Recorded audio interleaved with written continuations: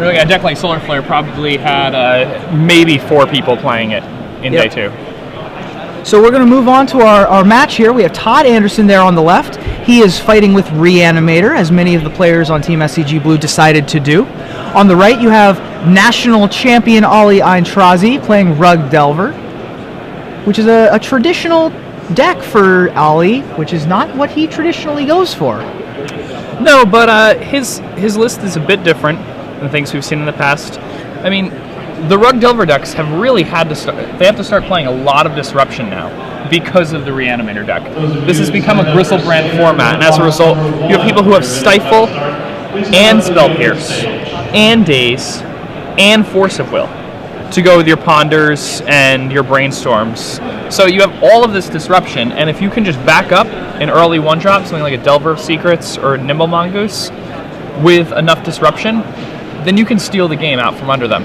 And if you can get this Reanimator deck down to 7 life, you've almost won. Yeah. Now, the flip side of that is Ollie has a lot of dead cards game 1. He has Forked Bolts, he has Lightning Bolts, and it's very tough to get into a situation where Stifle is a good card. There's a couple ways to do it. You can actually Stifle and Animate Dead trigger. This is a very important interaction that I'm sure he knows about, but not a lot of people are. Animate Dead, a very weird card. We may try and get a graphic of Animate Dead for you in a moment, just so that we can sort of go over the intricacies of that card, because it's one of those cards that makes sense in a fantasy setting, but just does not translate to Magic rules. If you want to understand how Animate Dead works and what it actually does, you should get copies of Animate Dead from the grave. Right, Graveborn. Graveborn, yes. Right, the ones that have the little skulls on them. Little sportsmanship there from Todd and Ollie. Shaking hands, they know each other. Text. Yes. And it's actually somewhat hilarious when you read the text on a Graveborn. Are we going to get the Graveborn one up? We don't have the Graveborn one. I'll try and look it up online so we can get the official Oracle text. These 2 players are very strong. Yep. Stifle can also be used to counter a Gristlebrand activation, which is quite good because it's going to force Todd to pay more life, and there are going to be very few situations where Todd has more than 14 life. Right. At the stage in the game where he would have something like that in play against Ollie. And, I mean, Ollie's playing a deck that has bolts, so it's going to be really tough for Todd to activate a Gristlebrand more than once, so 1 Stifle should be good enough. Now, Todd has 4 Reanimate, 4 Animate Dead, 1 Exhume as his reanimation package. The cards he's attempting to reanimate, he has 4 Gristlebrand, which, that's the normal one when you're doing careful study or something like that. Mm-hmm. But when you entomb, that's the go-to. If you can turn 1 Entomb, you typically go get the Gristlebrand.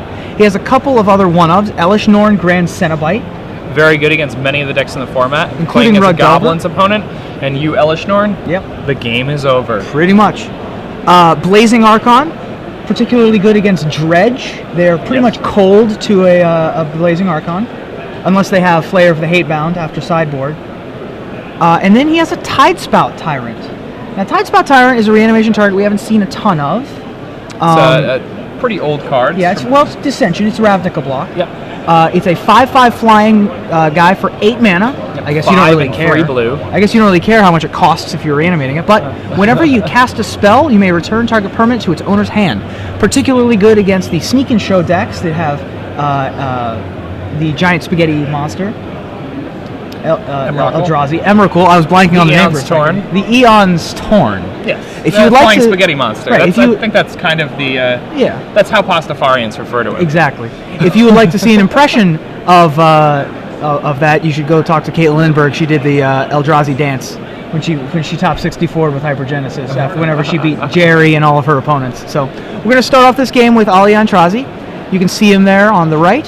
He pondered, kept them, and he's going to put, looks like a spell snare in his hand with Daze, Wasteland, and another dual land among those in his hand with another ponder. Todd has Underground Sea Island, Thoughtseize, Reanimate. He's going to Thoughtseize Ollie Aintrazi, which he's going to get dazed.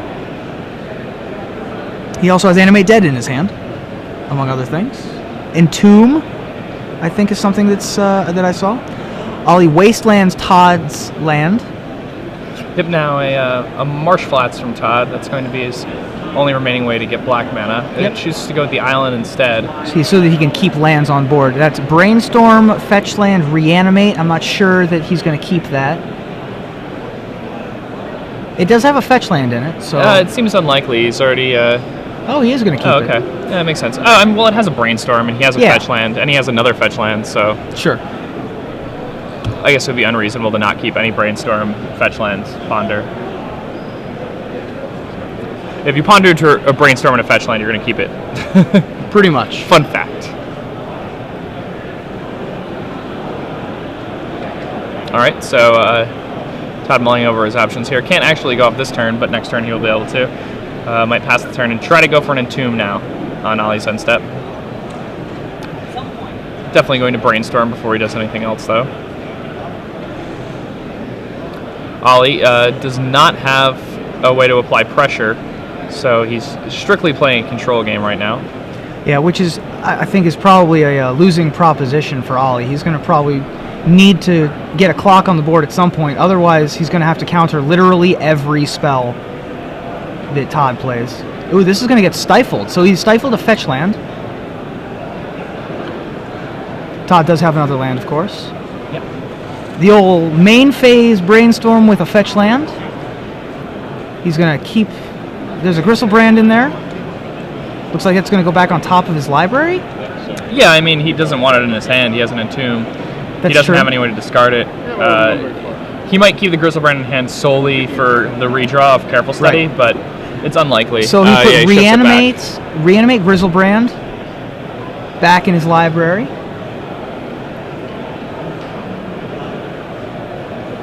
Going to grab himself that basic swamp basic there. Swamp. Nice unhinged land. He does have 2 islands and 1 swamp that are wasteland proof from Ollie's. Ollie does have a Life from the Loam that he can regrow his wastelands with. Not going to be relevant at this point because of the 2 basics on Todd's end. Todd doesn't really need more than 2 mana to operate. Todd's going to Entomb a Gristlebrand.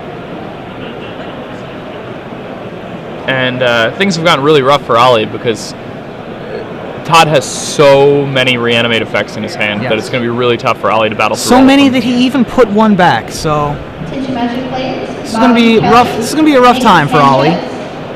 There's the Gristlebrand. Matthew Carlson in the Josh Heron. Ollie looks at a ponder of Stifle, Delver of Secrets, and Lightning Bolt to go with his Stifle, Force of Will, and Brainstorm in hand. Todd's going to put his relevant zone in front now. His in-play zone, not so relevant. So we're going to spread things out. For the purpose of paying for spell pierces and dazes. Sure. But we're gonna. It's a graveyard-based deck. We're gonna put the graveyard up on the pedestal there.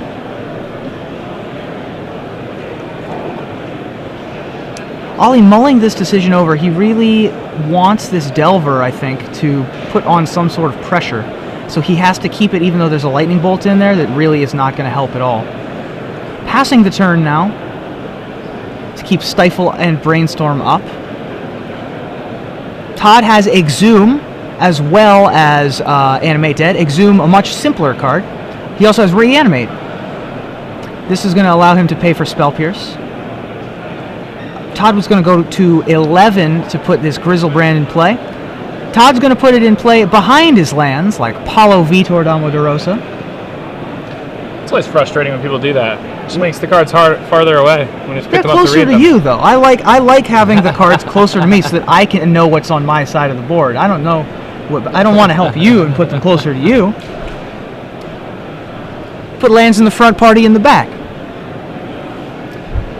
That's what we can call this. When you play your creatures behind your lands. It's the mullet? It's the Magic the Gathering mullet. It's the Magic the Gathering mullet. Wow. Yeah. All right, we've added something to the lexicon. I appreciate that.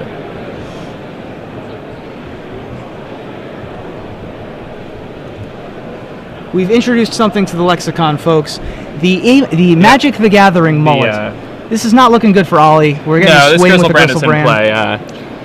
Yeah, he's going to need 3 lightning bolts, I guess. It's not going to happen. Yeah, Todd can he only draw has a one million bolt, cards. He needs to draw into 2 more, and I mean Todd even has the force. So I mean, and Ollie would need to draw a red source, like many red sources, in order to do that. So at this point, the game is pretty much over.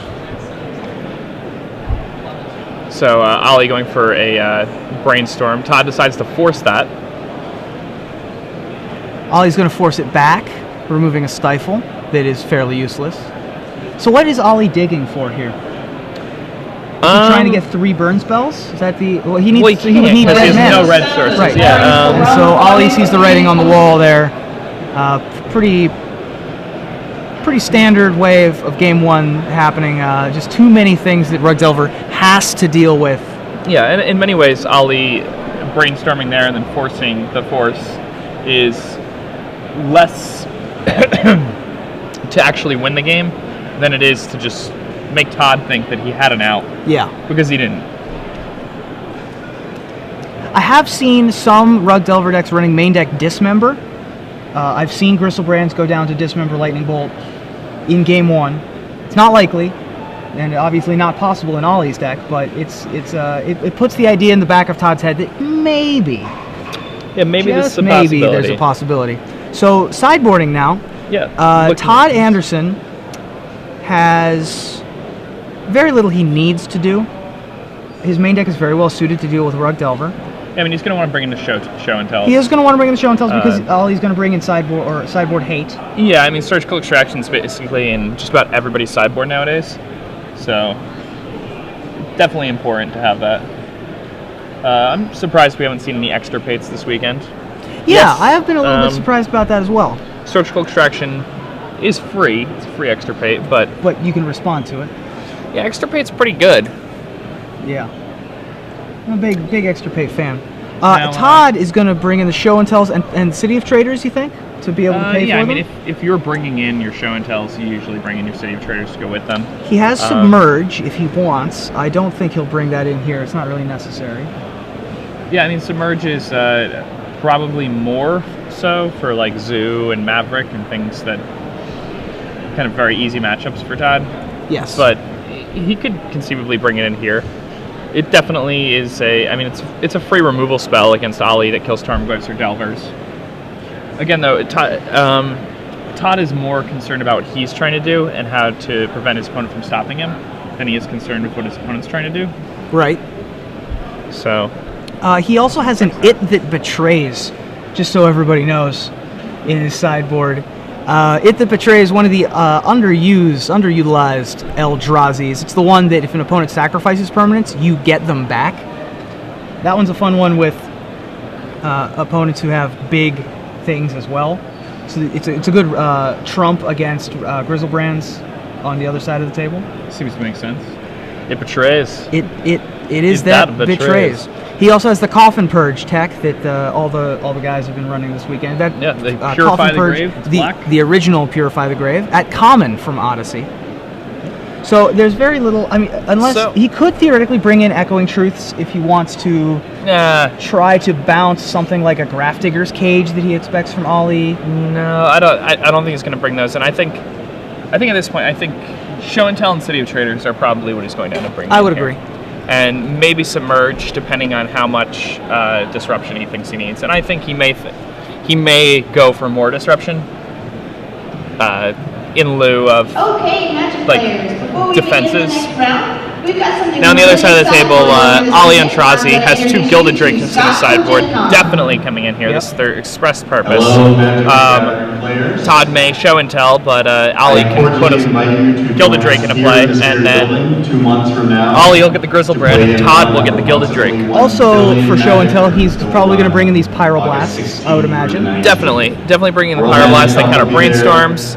They counter Dazes, Ponders, and most importantly, they counter Show and Tells. They also destroy a Tidespout Tyrant, just in case. Just in case. It's true. Surgical Extraction, an obvious inclusion against a Reanimator deck. Scavenging Ooze, another obvious inclusion. So Ollie looks to have some pretty awesome stuff in his deck for this type of matchup. Yeah, this should be a much closer game after sideboard. I don't think Ali is that big of a dog main deck even. I mean, he didn't have any early pressure, which is what he needs a lot of the time in this matchup. And I mean, when it really comes down to it, if Ali has early pressure, then his disruption works really well against the Grizzlebrand strategy. But he didn't. That game, he just didn't have any early pressure. All right, so this game he will, however. He does have the turn 1 Delver. Todd has the Blazing Archon in his opening hand, along with the Grizzlebrand. I assume he has a careful study to be able to bin those. He also just drew Show and Tell, which makes having both those in his hand much better. Todd has the Singleton Dark Slick Shores in his opener as well, just so for the folks at home want to know that little technology. Dark Slick Shores, one of the fast lands.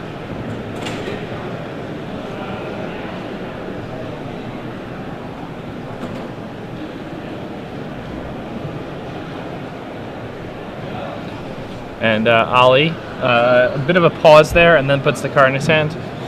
Todd may have a bit of a read that Ali has put something into play that is potentially a pretty big problem for him. Yeah. Ali does have the Gilded Drake in his hand, so that delay may have tipped Ali's hand a little bit, that he has something tricky up his sleeve. So Todd did bring in the Submerge. He's going to submerge after the flip, but before the draw step. And that's great timing on that Submerge.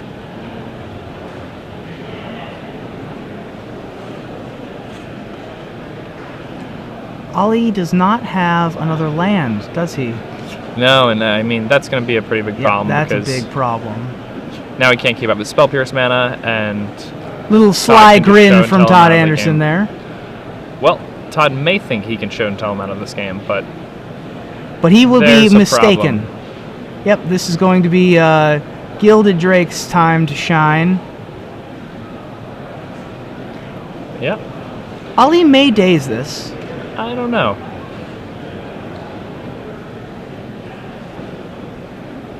Yep. All right, he does choose to daze it. Putting a Gilded Drake in play when they put a Grizzlebrand into play is pretty good. 3 damage to Todd Anderson from Insectile Aberration. And continuing to hit for 3 over and over again with that. Yep, there's another Todd finding another Submerge. Really good for him.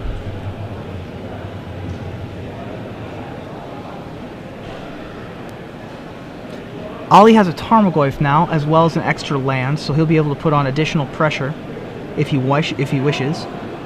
More importantly, he'll be able to play 2 1-mana spells. There's another Delver, also. Yep. Now in for another 3. Todd dropping down to 13 here. Ali with a few different options here can play another Delver of Secrets or leave open extra mana. Choose to leave open extra mana. Todd's going to ponder, looking for some type of careful study or show and tell.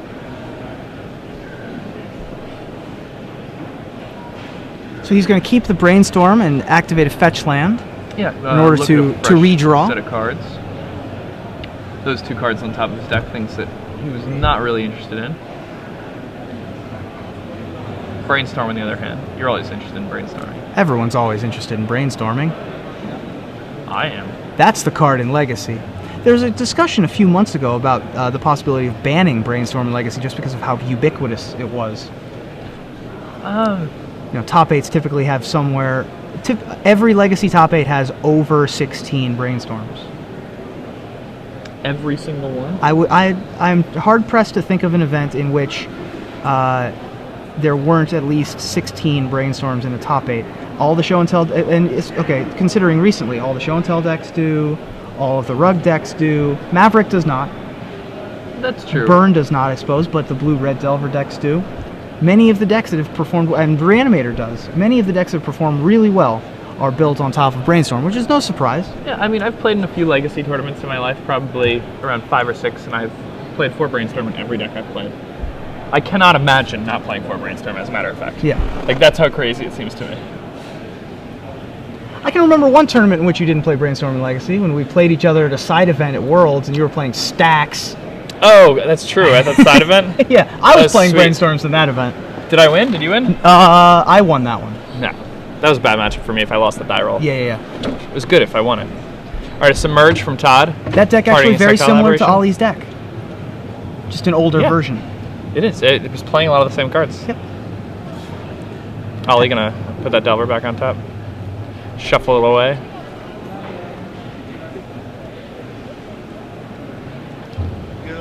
Submerge in response to the fetch land activation, one of the stronger points of Submerge. Definitely.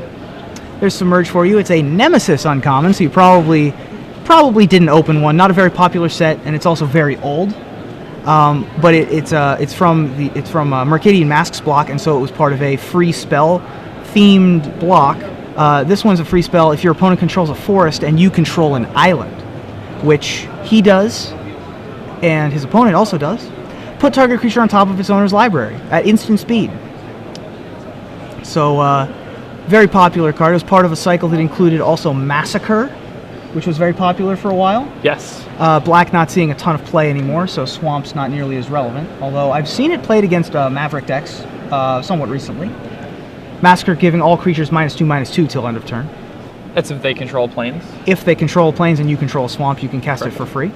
Another show and tell. Now, is this one going to resolve? No, I mean, Ollie's gonna go for the Spell Pierce, but And yeah, that's Todd gonna does work. not have the force, so...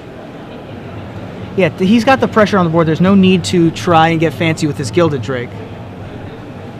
All right, so an Insectile Aberration. Going to drop Todd down to 9. Pretty much 6 because Ollie does have his bolt. Ollie does have a bolt, and this is a Scavenging Ooze, so that's going to shut down any hope for a reanimation plan. It's gonna be tough, especially yeah. Todd has an Entomb, but whatever he grabs with this Entomb is likely to be removed from the game with Scavenging Attention Ooze. Magic players, you signed up for the Two-Headed Giant Challenge.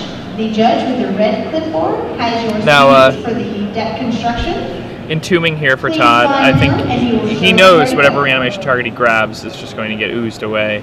I think that this is sort of a vanity thing here to let Ollie know what he has.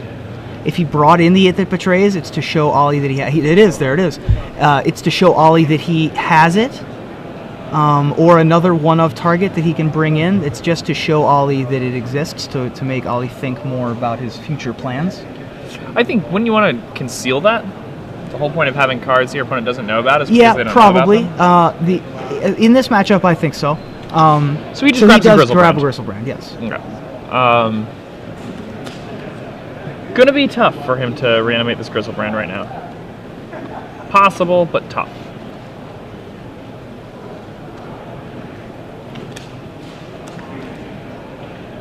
Basically impossible for this one, but hypothetically he could reanimate another one this turn if he had drawn well.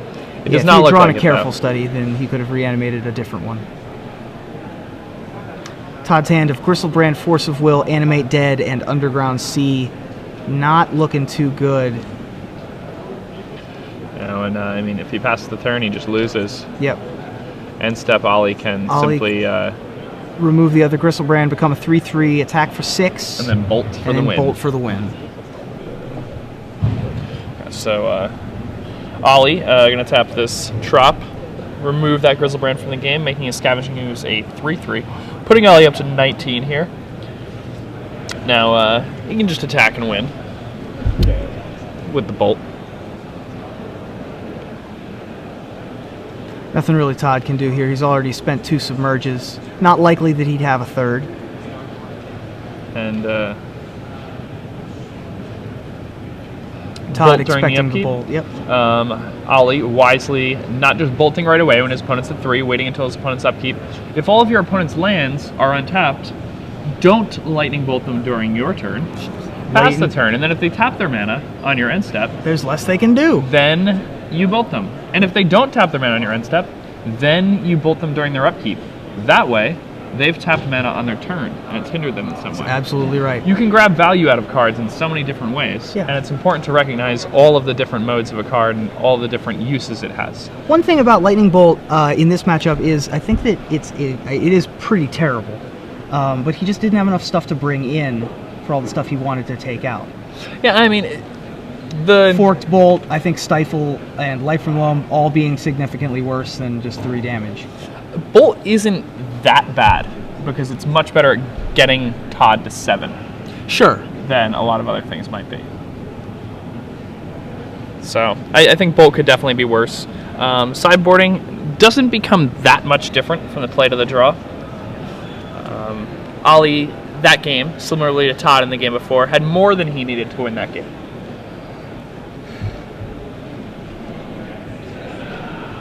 Now, some of the other things that could happen in a match like this. Ollie can Life from the Loam Wasteland lock Todd. Todd doesn't have that many basics, and a lot of the time he gets a draw where he's unable to fetch for 1. And Todd has also not seen the Life from the Loam from Ollie yet, correct? Correct. So he So doesn't that's know something he that has can it, happen. so that's a thing that can... And this is game 3, so there's nothing he can really do about it. Todd sideboarded in some reactive cards in the form of Submerge. Those may have prevented him from being able to go off additional times, I think hopefully that forcing through his combo. However, they bought him a lot of turns, and I'm pretty sure they should come in after watching that game. But it's always strange when the combo deck loses after playing multiple reactive cards. That's right. I think that it's possible that he takes them out on the play just to try and get the combo quicker. But it's tough. Like, Ollie has so few threats that if you can keep them off the board, then you have so much more time. Like, he only really has 4 Delver Secrets and 4 Tarmogoyf. Nimble Mongoose does not provide a clock, basically at all, and it probably comes out in this matchup. There are so few things that he can do. Another interesting note, Ollie kept that Gilded Drake in hand the whole game. Todd does not know that Ollie has Gilded Drake. Yeah, Ollie never had to show that to him. And that's pretty huge against Reanimator when, he was able to win without even showing him the Gilded Drake in hand. Right. So, pretty cool stuff. Another reanimation target that I had seen was, that Todd does not have, that I think Jerry does have, is Hornet Queen, which is a card that he brings in against Maverick, which is 4 colorless green from Commander. Flying Death Touch. When it comes into play, put 4 1/1 insects with Flying and Death Touch onto the battlefield. Yeah, Very difficult for Maverick to deal with 5 Death Touch insects. It also deals with Emrakul all by itself, basically. Yes. Because you can sacrifice a couple lands, a couple of your Hornets, block with a Hornet that has Death Touch, kill the Emrakul, and then still have a Hornet. Yep, very good point. It's one of the major things. It's So very good. we're moving into the next game. Todd has both Show and Tell and Exhume in hand, along with Daze. Yeah, it doesn't look like... Is that an Entomb there, or is that Thoughtseize? It looks like Thoughtseize. Attention players, Josh Ollie Baker, has a Aaron Wasteland Morak. for the next turn, Please most see the likely. judge with the red clipboard. Although he does have a fetch land as well.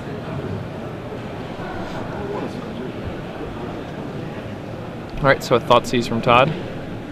Going to reveal a hand of... Yeah, it seems unlikely that Todd can use that Surgical Extraction right now, so he's going to lose it to this Thoughtseize. Ollie's hand is many lands. He's got 2 fetches and 3 fetches and 2 wastelands, and Brainstorm Surgical Extraction. So what do you think here? You take the Brainstorm or the Surgical Extraction? You take the Surgical Extraction. Your Reanimator deck. Yeah, but if you let Ollie have the Brainstorm, that's basically an Ancestral Recall. Because he's putting a bunch of those lands back. Okay, fair enough. So he took the Brainstorm. So he does go ahead and take the Brainstorm. Todd can play around this Surgical also. Ollie draws Gilded Drake. Oh my gosh. So Todd saw the hand, did not see the Gilded Drake. Yeah, Todd does have Show and Tell, so he's likely thinking thinks that the this show plan- is clear to go through. That's not good for Todd. Attention players, I'd like to congratulate There's an Entomb. Truce and Jesse James.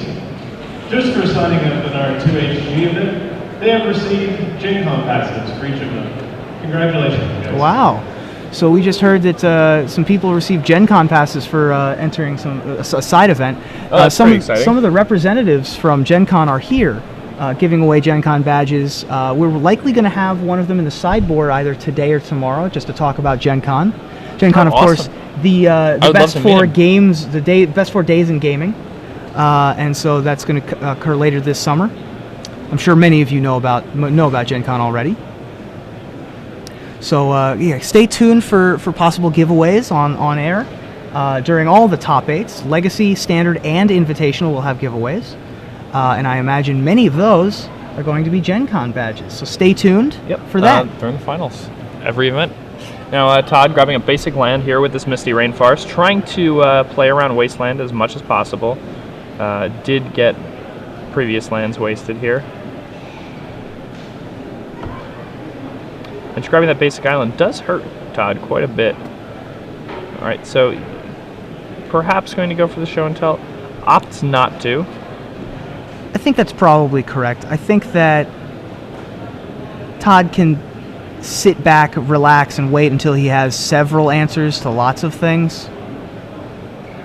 Like play around a Gilded Drake that he might know Ollie has.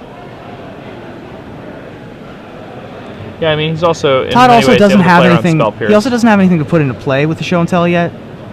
It appears. Oh, that's not a Grizzlebrand? No, that's a Thoughtseize. No, that's an Entomb or a Thoughtseize. Okay. I think that it would be quite all right, actually, to entomb one of your one-ofs and attempt to reanimate it and let Ollie use his surgical extraction on it. Ollie now does have Force of Will, Daze, Gilded Drake, several other things. Now the jig is going to be up. Todd's going to have a lot more information now. Assuming this resolves, which it will won't. not. Forcing a Thoughtseize. Always a weird feeling getting himmed by a 1-mana spell. Sure. But sometimes you need to do it. He wants to Ollie hide that information. Cannot let Todd know it's in his hand because right now that knowledge is super key. Absolutely. Very important to Todd winning this. Knowledge is power and is significantly more important than either the Daze or the Force of Will. Although Todd knows that something weird is happening if that has happened. So Spell Pierce off the top for Ollie. Still no pressure. So Todd can just sort of sit back. He doesn't have to play this show and tell. He may play This is going to be bad for Todd. Yes. This will be bad for Todd. Alright, so Ollie cracking a Scalding Tarn. Ollie is going to play a little bit of a rope-a-dope here to counter, to make Todd tap his lands low. He's going to play the Spell Pierce most likely, possibly playing the Pyroblast actually. Please come up to the open stage. Alright, so now Try and get Ollie all knows. of the cards out of Todd's hand before he sneaks this Gilded Drake into play. Watching this train in slow motion happen here. So, Ollie now has the option of Pyroblast or Spell Pierce. Pyroblast, the obvious choice with 2 mana open on Todd's end. So Force and Daze. Yeah, Todd now forcing that Pyroblast using 2 cards. And now Ollie going to attempt to Spell Pierce this show and tell, presumably. Maybe not. There's Gilded Drake. When Gilded Drake comes into play, exchange control of Gilded Drake for target creature your opponent controls or sacrifice Gilded Drake. So basically what's going to happen is they're going to do the old switcheroo. Ollie is going to surgically extract Force of Will right now. Which is pretty nice to respond to your opponent paying 7 when they're at 7 with that. So yeah, Todd is going to draw 7 cards before the exchange happens. And, it's just getting those forces out of the deck significantly decreases the value of Grizzlebrand in play. Yes. I mean, one of the reasons that Grizzlebrand is so strong is you can just point at them and then find free counterspells. So if Ollie has some sort of... Oh, okay, he's going to go get a fetch land, go to 6. If Ollie has a Bolt to be able to take care of this Gilded Drake that's about to be switched over, He can just attack Todd for the win, assuming... I mean, Todd's drawing 7 cards, so anything can happen, I suppose, but...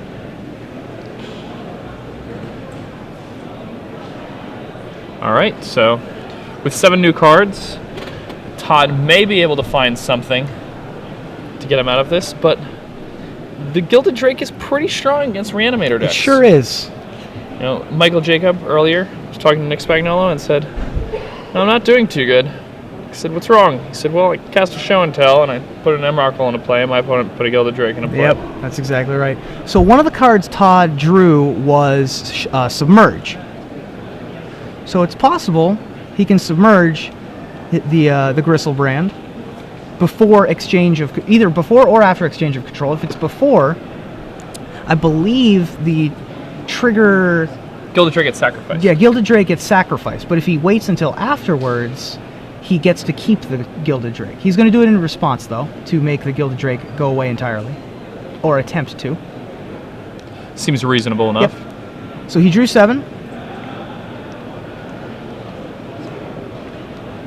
That was a very good Submerge. Ollie with 1 card left in hand. It's a Spell Pierce. And he plays Delver of Secrets. Yeah, and... representing a 2-turn clock if he can flip it next turn. It's much better for Todd to have made sure that the Gilded Drake died, because if he used Submerge after the Gilded Drake trigger resolved, then he'd allow Ollie to draw a card. Yes. With the Gristlebrand. An important distinction there.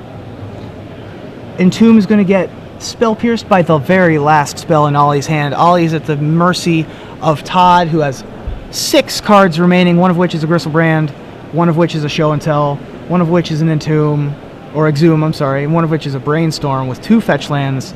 He has many, many options. End of turn, he's going to play Brainstorm, finding another Gristlebrand, and 2 lands. Yeah, gonna Put at lands, least one of these Gristleprands back on top. Yep. And This another is Show and Tell. Likely going to be a Show and Tell here. City of Traders will die with its trigger on. Yep. And Gristlebrand comes down. Going to be pretty difficult for Ollie to deal with this Gristlebrand again. Ollie is looking like his back's against the wall here. We have a member of the Todd Anderson fan club in the back here who's cheering. Todd Anderson's wife. Todd Anderson's wife, is, Callie.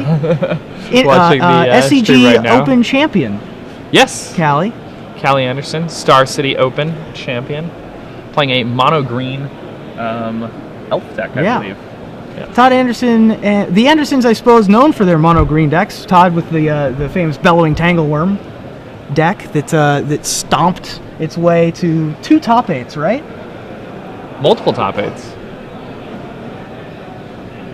It was the best So, sword deck. It was. A So new this format starts. Try to play the best deck with Sword of Oh Mercy, my! 6 He and top decked another Ooh, Gristlebrand. another Gristlebrand. Or another Gilded Drake Or to another take Gilded the Gristlebrand. Drake. The That's Misers. pretty rough for Todd. There was only one Gristlebrand. Gilded Drake remaining in Ollie's Yep, deck there. that was the one out. That was an actual one-outer. That's Something so you don't see unfortunate. very often. Every other card in Ollie's deck was a blank. No. Well, not every other card was a blank. He could have had some sort of Brainstorm chain. Or, Sure. I mean, his deck is very capable of finding many things. But the end result being the one thing that really was going to matter was going to be finding the Gilded Drake. Todd fetching down 5 here. Ollie did pay 7 life to draw 7 cards. As one would expect. Now we have Ollie at this point, with Todd only at 5, can bolt Todd down to 2 at will, and then his Gristlebrand is going to gain him a bunch of life, and now Todd really has to try to Legend Rule this away, or put it up back on the top of his own library with a Submerge here. But Todd has Entomb, oh, that's pretty good. so he here. can Entomb, Exhume, Gristlebrand. Yes, or he can Entomb, Exhume, Exhume. Tidespout Tyrant. Tidespout Tyrant is another really good option. Or he So can if he still Entomb, has Exhume, that. Elishnor, or not Elishnor, I'm sorry, Blazing Archon.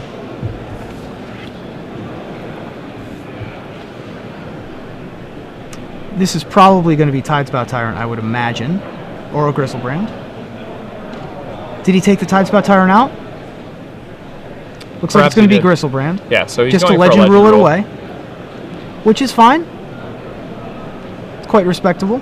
He's got plenty more gas in the tank, so long as he can pay for all of these. One more for a $10 draft. One more player to get up and start drafting right now. Okay, so Brian Braun-Duin has lost his match this round, by the way. Too bad. Yep. Mike Jacob has won. Jerry Thompson has lost. Oh, look at this. So, as far as the game we're watching now, Yep. Ali has brainstormed, found a pair of lightning bolts now, and is going to be able to steal this game away with a pair of lightning bolts. So here's a scalding tarn and a volcanic island will be enough for Ali to take this game. There's another daze. Tapping Todd out. And then these are going to be lightning bolts. Yeah, bolt Todd, and then scalding target bolt sacrifice, Todd. and it's another bolt. And that's it. Wow. Ali Aintrazi able to take this match away from Todd. And with that one-outer, that Gilded Drake, very strong from Ali. Ali Aintrazi still doing very well. He's going into that round in 6th place. Now Todd falling down a bit. A lot of players with very different records will start playing each other in these